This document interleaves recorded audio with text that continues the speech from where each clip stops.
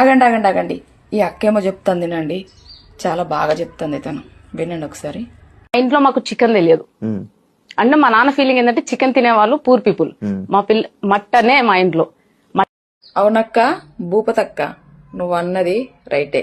నువ్వు చిన్న పిల్లవు అని చెప్తున్నావు కదా, నిజంగా చిన్న పిల్లవే. నువ్వు పెద్ద పిల్లవు అయితే ఇట్లాంటి మాటలు మాట్లాడు. ఎవరు భిక్షమైతే ఎక్కడికి వచ్చి బతుకుతున్నావు అనేది ఒక్కసారి గుర్తు తెచ్చుకో. ఎవరి సలహాతోటి, ఎవరి ప్రోత్సాహంతో, లేనోళ్ళ ప్రోత్సాహంతో బయటికి వచ్చినావు నువ్వు, అది గుర్తుపెట్టుకో. అర్థమవుతుందా? అహంకారంతో కళ్ళు నెత్తికెక్కితే గనక కళ్ళు తెరిచి ఒకసారి బొందలగడ్డ వైపు చూడు. నీకంటే దాతలు ముత్తాతలు చాలా మంది అదే సమాధిలో ఉన్నారు. రేపు నువ్వు పోయినా నేను పోయినా ఎవ్వలం పోయినా గదే గోతు దోడి పెట్టేసి కప్పేసి వస్తారు. నువ్వు పోయినావు, నువ్వు రిచ్ అని నిన్ను నడింట్ల మహారాజా మంచం వేసి అద్దాలతో డెకరేషన్ చేసి